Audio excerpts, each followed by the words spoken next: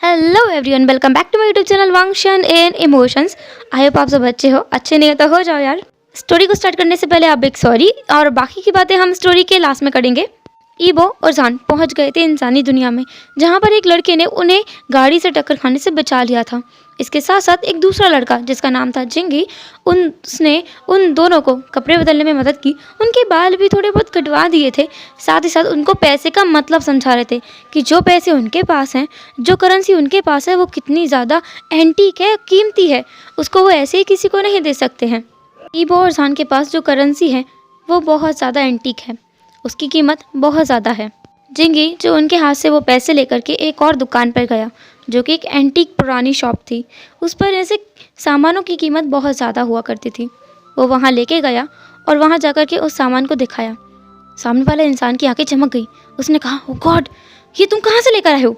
जिंगी ने कहा, देखा कितना कीमती है ना ये, तो बताओ इसकी क्या दाम दोगे? उस इंसान ने फ़ौरन कहा, इसका मैं 1 मिलियन दे सकता हूँ, 1 मिलियन युआन। जिंगी ने कहा, तुम्हें क्या मैं बेवकूफ़ दिख रहा हूँ? 1 मिलियन युआन, बस इतना ही? इसकी कीमत कितनी ज़्यादा है मुझे पता है, ये इस शॉप के एंटीक पीस में से एक है ना। उस इंसान ने कहा, तुम्हें तुम्हें कैसे पता? जिंगी ने कहा, तुम्हें इससे क्या फ़र्क पड़ता है, इसकी सही से कीमत दो। उसके 2 मिलियन लेने के बाद में, मतलब 2 मिलियन युआन उससे लेने के बाद, उस एक सोने के टुकड़े को उसने बेच दिया। वो सोना बहुत खरा था। इतना खरा सोना उस इंसान ने पहली बार अपनी ज़िंदगी में देखा होगा। विंग जो सोच रहा था कि ये सब क्या है, जान को उसने वो पैसे दिए और कहा, मिस्टर, ये पैसे यहाँ काम करते हैं, वो वाले पैसे नहीं। जान जिसने कहा, लेकिन अभी तो तुमने उसे चलाया। जिंगी ने कहा, उसकी कीमत बहुत ज़्यादा है। अब देखो, इसमें से ये 100 युआन है, ये 1 युआन है, और ये 1000 युआन है। और कोई तुमसे जितना मांगे ना, तुम्हें उतना ही देना है, ज़्यादा नहीं। इसके बाद एक आवाज़ हुई। उस आवाज़ की दिशा में जब जान ने देखा, उसने कहा, ये कौन सा पक्षी है? ईबो जिसने भी ऊपर देखा और कहा, ये कौन सी चीज़ है? जिंगी ने आसमान में देखा और कहा, ये एरोप्लेन है। जान और ईबो दोनों जिंगी को देख रहे थे, ऐसी निगाहों से जैसे कि जिंगी कोई एलियन हो। उन्होंने कहा, एरोप्लेन? इस नाम का पक्षी हमने पहली बार सुना है ना जान?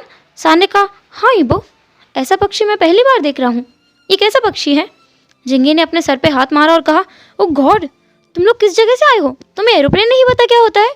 एरोप्लेन एक डिवाइस है जो आसमान में उड़ता है। जान ने कहा, हाँ, ये क्या है? डी क्या है? डी? जिंगी ने कहा, डिवाइस है, एक तरीके से मशीन। ईबो ने कहा, मशीन? हम तो ऐसी चीज़ पहली बार देख रहे हैं। इसमें जान होती है? जिंगी ने कहा, जान नहीं होती इसमें इंसान बैठकर जाते हैं। वो दोनों हैरान हो गए कि ऐसी भी कोई चीज़ होती है। यानी ने तो बताया नहीं। यानी ने कार के बारे में बताया था, पर एरोप्लेन नाम की भी कोई चिड़िया होती है ये नहीं बताया था। सान ने कहा, ओ गॉड, यानली, तुमने मुझे ये नहीं बताया। जब उसने अपने मन में खुद से ही ये कहा, जिंगी ने ये सुना और कहा, किसका नाम लिया तुमने? सान ने कहा, मेरी बहन, उसका नाम यानली है, वो इंसानों की दुनिया में आती है। जिंगी ने कहा, क्या मतलब तुम्हारा इंसानों की दुनिया में आती है? सान ने कहा, मेरा मतलब था कि जहाँ पर तुम रहते हो ना, वहाँ घूमने आती रहती है, मैं ये बोलना चाहता था। जिंगी ने कहा, ओह, यहाँ पर? लगता है तुम सच में एक गांव से आए हो जहाँ पर जानकारी नहीं है किसी मॉडर्न चीज़ के बारे में। सान ने हाँ में अपना सिर हिला दिया। जिंगी ने कहा, लेकिन तुमने यानली कहा है ना? सान ने कहा, हाँ, मैंने यानली कहा, वो मेरी बहन है, मेरी छोटी बहन। जिंगी जिसने जान को एक बार ऊपर से नीचे तक अच्छे से देखा, फिर कहा, छोटी बहन? मुझे तो लगती है कि बड़ी बहन है। जान ने कहा, तुम्हारा मतलब क्या है? तुम मेरी बहन को जानते हो? जान जिसकी आंखों में एकदम से चमक आ गई थी। जिंगी ने कहा, शायद जानता हूँ, मेरी एक दोस्त तो है जिसका नाम यानली है, पर मुझे नहीं पता कि वो तुम्हारी बहन है या नहीं। सान ने कहा, तुम मुझे उससे मिलवाओ, मैं बता दूंगा कि वो मेरी बहन है नहीं। जिंगी ने कहा, हाँ, रुको, मैं कॉल लगाता हूँ उसे। सान ने कहा, क्या करते हो? जिंगी ने कहा, मैं उसे फ़ोन लगाता हूँ। उसने अपना फ़ोन निकाल के दिखाया। सान ने कहा, अरे ये तो दूरभाष यंत्र है ना, इससे एक जगह से दूसरी जगह पर बात कर सकते हैं। जिंगी ने कहा, हाश, तुम्हें कुछ तो पता है, पर ये क्या बोला तुमने? दूर? सान ने कहा, दूरभाष यंत्र, इससे एक जगह से दूसरी जगह पर बात की जा सकती है। मैंने सही कहा ना? जिंगी ने कहा, बात तो ठीक है। ये लोग क्या सच्चे में किसी मंगल ग्रह से आए हैं? जिंगी जो अपने मन में ये बोल रहा था, फिर उसने किसी को कॉल लगाया। सामने वाले इंसान ने 2 रिंग के बाद कॉल उठाया और कहा, हेलो। पीछे से एक आदमी की आवाज़ आई। जिंगी ने कहा, मुझे लगता है भाई कि मुझे तेरे घर आना पड़ेगा। सामने वाले ने कहा, व्हाट यू मीन, तुम्हें मेरे घर आना पड़ेगा, क्यों? चिंगी जिसने कहा, लगता है कि कोई है जो तुम्हारे घर आने के लिए बेताब है। सामने वाला इंसान कंफ्यूज था। जिंगी ने कहा, मैं आ रहा हूँ, तैयार रहना एक मुसीबत को झेलने के लिए। ऐसा बोलकर जिंगी ने फ़ोन रखा और जान और ईबो को समझाते बुझाते पूछते तलाशते उसके घर ले गया जिससे उसने बात की थी। वहाँ आने के बाद उसने डोरबेल बजाई, जिसको देख करके ईबो तो बहुत शौक में था। जान बहुत नॉर्मल रिएक्ट कर रहा था, लेकिन वो बहुत ज़्यादा एक्साइटेड था, खुश भी था। ईबो ने पूछा जान से, जान क्या तुम्हें इस बारे में पहले से पता था? जान ने कहा, ऑफ कोर्स पता था, बिल्कुल। तुम्हें पता है मैं यहाँ की थोड़ी बहुत भाषा भी जानता हूँ, जैसे ये लोग ना एक चाइनीज़ भाषा बोलते हैं। ईबो जिसने कहा, तो अभी हम किस में बात कर रहे हैं? जान जिसने कहा, हम लोग चाइनीज़ में ही बातें कर रहे हैं, पर यहाँ पे ना एक अलग ही चाइनीज़ होती है, जैसे कि जैसे मैं हूँ ना, उसको बोलते हैं आई, और जैसे मुझे ना मेरी बहन ने एक शब्द सिखाया था, जैसे मैं तुमसे कहता हूँ ना, मैं तुमसे प्यार करता हूँ, उसको इनकी भाषा में कहते हैं आई लव यू, समझे? ईबो ने कहा, ये कौन सा भाषा है, ये तो मैंने कभी सुना ही नहीं। जिंगी जो कि इन दोनों की बातों को इतने खुशफुसाने के बावजूद है, हाँ है ना ईबो? ईबो ने कहा, हाँ हाँ हम लोग चल कर आए हैं। चिंगी ने बस अपना सिर डिसबिलीफ में हिला दिया कि ये क्या बकवास है, ये लोग चल कर आए हैं। तभी दरवाज़ा भी खुल गया। वहाँ से एक इंसान आया। उसने कहा, तुम बच्चे, तुम मुझे परेशान करना कब छोड़ोगे? जिंगी ने कहा, ओ गॉड अंकल, मुझे अंदर तो आने दीजिए। वो वहाँ अंदर गया। सामने वाला इंसान थोड़ा परेशान था। उसकी शक्ल देख के लग रहा था कि उसके 12 बजे हुए हैं। जान और ईबो भी उस घर के अंदर आए। जैसे ही अंदर आए, उन्होंने सोफे पर एक लड़की को बैठे हुए देखा। जान जोर से चिल्लाया, यानली। वहाँ पर यानली बैठी हुई थी। उसने कहा, गगा गगा आप यहाँ क्या कर रहे हो? वो बहुत ज़्यादा हैरान थी और उसे देखने के बाद जान और ईबो तो सदमे में पहुँच गए थे। उन्हें 140 वोल्ट का झटका लगा था, बिजली का झटका, क्योंकि यानली के कपड़े बिल्कुल नॉर्मल नहीं थे। उसने जो नीचे कपड़े पहने हुए थे उनसे उसके सारे पैर दिख रहे थे। ऐसा लग रहा था जान को कि उसने अपने अंदर के कपड़ों को बाहर पहन लिया है। जान जिसने अपने सीने पर हाथ रख लिया, उसने कहा, तुम ये क्या पहन के बैठी हो? बहन, तुम मुझे हार्ट अटैक देना चाहती हो? ईबो जिसने अपनी नज़रें नीचे कर ली, क्योंकि वो यानली को ऐसे नहीं देख सकता। यानली खड़ी हुई। उसने कहा, गगा ये यहाँ का फैशन है। जान जो कि वहाँ से एकदम इधर उधर देखने लगा। फिर उसने अपने ही बैग से, जो कि उसकी पोटली है, वहाँ से एक रोब निकाला। उस रोब को यानली के हाथों पर डाल दिया और कहा, खबरदार, जो तुमने इतने ऐसे कुछ पहना है तो बाहर, और ये लड़के तुम्हें कैसे देख रहे हैं? तुम्हें बिल्कुल शर्म नहीं है? और तुम यहाँ क्या कर रही हो इस इंसान के घर पे, वो भी अकेले? यानी ने कहा, गग्गा वो मैं ये। सान ने कहा, मुझे साफ साफ बताओ यानली, ये सब क्या चल रहा है? तभी जिंगी बोला, एक्सक्यूज़ मी गाइस, तुम लोग थोड़ा शांति से बात कर सकते हो? आई डोंट लाइक इट यार, मतलब ये पूरा ऑल ड्रामा जैसा लग रहा है। तुम लोग बिल्कुल ड्रामास की तरह प्रिटेंड कर रहे हो कि तुम अपनी बहन के लिए बहुत ज़्यादा पॉसेसिव हो, एंड ऐसे कपड़े देखकर तुम्हें इतना बुरा लग रहा है। ऑल्दो अगर तुम किसी मॉडल को देख लो तो सच में तुम्हें हार्ट अटैक आ ही जाएगा। सान ने कहा, शट अप। ये शब्द सुन करके तो यानली, सान, मतलब ईबो और चेंग, जिंगी सब लोग हैरान थे कि इसको इंग्लिश आती है। सान ने कहा, अपना मुंह बंद रखना, और मैं मेरी बहन से बात कर रहा हूँ, तुम होते कौन हो बीच में बोलने वाले? जिंगी जिसने अपने मुंह पर हाथ रख लिया, उसने कहा, ओके मैं कोई नहीं होता। सान जिसने यानली के हाथ को पकड़ा और कहा, हम लोग अभी घर जा रहे हैं, घर चल के बात करते हैं। जिंगी जिसने कहा, एक्सक्यूज़ मी गाइस, तुम लोग घर जा रहे हो पर उसे लेकर मत जाओ, एंड यू नो अभी उसके पास वो आने। उसने इतना बोला ही था, तभी यानली जिसने उसके माउथ को कवर किया और कहा, शट अप, अपना मुंह मत खोलना, समझे? जिंगी जिसने अपने मुंह को छुड़ाने की कोशिश की, उसने कहा, वो कुछ ही नहीं बोल पा रहा था बेचारा। सान और ईबो तो बस तमाशे से परेशान हो गए थे। उसने यानली को वहीं से अपने हाथ से खींचा, अपने साथ कॉर्नर में ले गया। सान ने पूछा, यानली ये सब कुछ क्या है? यानली ने अपना सर झुका लिया और कहा, गग्गा मुझे माफ़ कर दीजिए, पर मुझे किसी से प्यार हो गया है। मैं आपको बताती, लेकिन मुझे डर लग रहा था तो मैंने नहीं बताया। सान जिसने यानली को हक किया और कहा, मेरी बहना, मैं तुम्हें कभी नहीं डांटता, अगर तुम मुझे साफ साफ बता देती तो, लेकिन अकेले यहाँ रहना खतरनाक है, और अगर किसी को पता चला कि तुम कौन हो तो क्या वो इंसान तुम्हें एक्सेप्ट करेगा? यानली जो कि एकदम हैरान होकर जान को देख रही थी, उसने कहा, क्या सान ने कहा, हाँ मुझे कोई परेशानी नहीं है, तुम अगर किसी इंसान को पसंद करती हो इससे मुझे सच में कोई परेशानी नहीं है। वैसे भी मैं भी तो ईबो को पसंद करने लगा था जब मुझे पता ही नहीं था कि वो एक ड्रैगन है। मुझे लगता था कि वो एक आम कल्टीवेटर है। वैसे ही मुझे कोई परेशानी नहीं है, दिल में बस प्यार होना चाहिए। शक्ति तुम्हारे पास है। यानली की आंखों में आंसू थे। उसने सान को टाइटली गले लगाया। चिंगी जिसने कहा, ड्रामा क्वीन तुम्हारा हो गया। यानली ने कहा, स्टूपिड वन तुम चुप रहोगे थोड़ा। चिंगी फिर चिढ़ गया। उसने कहा, आह स्टूपिड, मैं स्टूपिड हूँ रियली? यानली और जिंगी बच्चों की तरह लड़ रहे थे। सान तो हैरान था कि क्या यानली यहाँ आकर के इन लड़कों से लड़ती भी है। तभी फिर से एक गाना बजा। ईबो और सान तो कंफ्यूज थे कि ये गाना कहाँ से बज रहा है। चिंगी ने कहा, उफ लगता है वो आ गया है, जाके मुझे डोर खोलना चाहिए। चिंगी ने जाकर दरवाज़ा खोला। दरवाजे पर एक लड़का खड़ा था। सामने वाले लड़के ने जैसे ही जिंगी को देखा वो उसके ऊपर टूट गया। उसने उसे गले लगाया और कहा, अरे यार मैंने तुझे कितना मिस किया है। उसके हाथ में एक बैग था जो कि नीचे गिर गया। जिंगी ने कहा, तुम यहाँ कैसे आए? उस बच्चे ने कहा, तुम्हें इससे क्या, तुम क्या, एक मिनट, ये लड़की कौन है? उसने यानली की तरफ देखा जो कि अजीब से रोब्स में थी। उस लड़के ने कहा, ये कौन है? जिंगी जिसने कहा, जिनलिंग तुम भी ना, वो मेरी बहन है। सान जो कि कहने वाला था कि वो तुम्हारी बहन कब से हो गई। ईबो जिसने उसको पकड़ लिया क्योंकि उसे इतना तो समझ आ गया था कि ये जगह उतनी सरल नहीं है जितनी दिखती है। वो दोनों वहाँ चुपचाप खड़े रहे। थोड़ी देर बाद सारा माहौल क्लियर हुआ। सब लोगों ने आपस में ही बातें की। बाद में उन सब लोगों ने यानली को लिया, मतलब सान और ईबो जिसने यानली को लिया और वहाँ से बाहर आ गए उस घर से।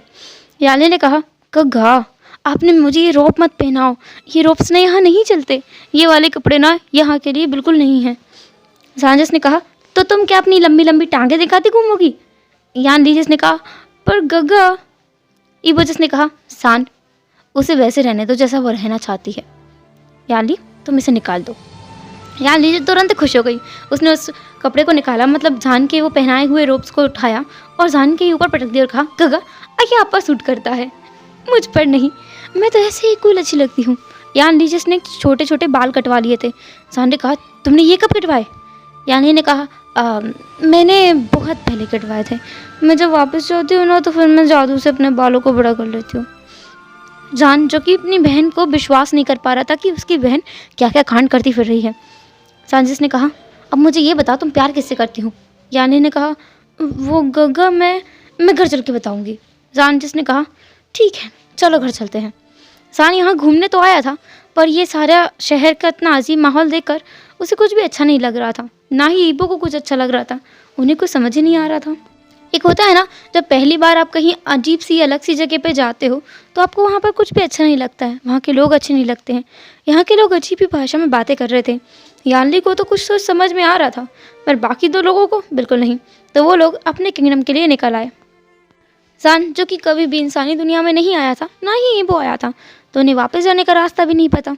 यानली जिसने उन दोनों के हाथों को पकड़ा और उन्हें एक बड़ी बहन की तरह, एक माँ की तरह पकड़ते हुए ले जा रही थी। वो एक सुनसान रास्ते पर आई। वहाँ आकर उसने अपने हाथ हवा में उछाले और एक मंत्र पढ़ा। उसके बाद एक नीली कलर की रोशनी वहाँ हुई और दोबारा से वो उसी जंगल के बीचों बीच पहुँच गए जहाँ से वो लोग वापस जहाँ थे।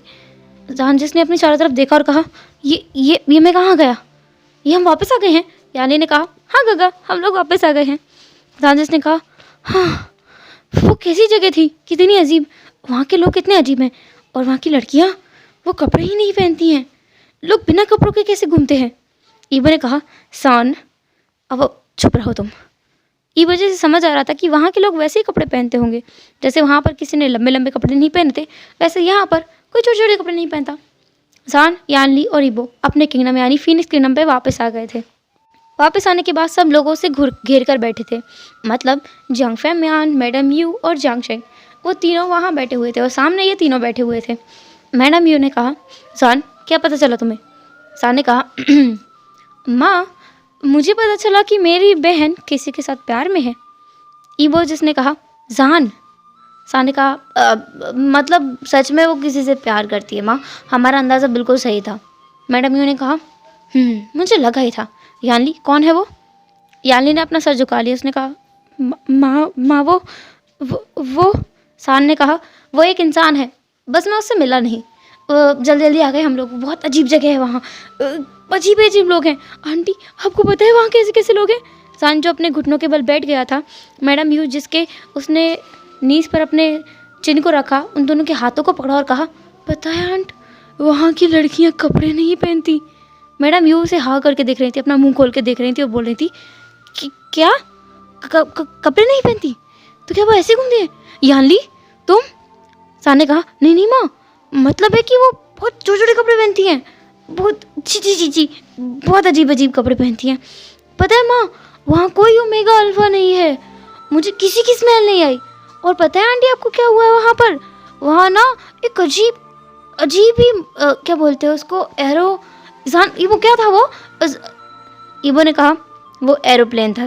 सान ने कहा, हाँ उसमें ना बहुत सारे इंसान बैठते हैं और आसमान में उड़ते हैं, जैसे हम हवा में उड़ते हैं ना, वैसे। वहाँ कोई ड्रैगन नहीं है। सान एक छोटे बच्चे की तरह सब कुछ एक्सप्लेन कर रहा था। मैडम यू जिसने सान के गालों पर हाथ रखा और कहा, मुझे मालूम है। सान जो शॉक में आ गया, उसने कहा, आपको मालूम है? ये वो भी थोड़ा कंफ्यूज था। यान ली जो कि सोच रही थी शायद उसके माँ बाप भी गए होंगे। मैडम यू ने कहा, हाँ मुझे मालूम है, मैं वहाँ जा चुकी हूँ। मैं तुम्हारी माँ के साथ अक्सर वहाँ जाती थी, ईबो की माँ के साथ भी मैं अक्सर वहाँ गई हूँ।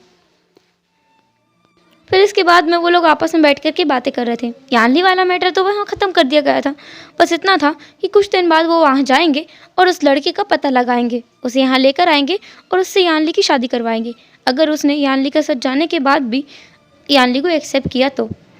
यानली जो कि इस बात से खुश थी कि उसके भाई को उसके मेट से कोई परेशानी नहीं होगी, उसे कंफर्म हो गया था। ईबो जो कि यानली को बहुत अजीब नज़रों से देख रहा था, बहुत अलग नज़रों से, उसने कहा, बहुत विस्पर करते हुए, क्या वो सच में एक इंसान है?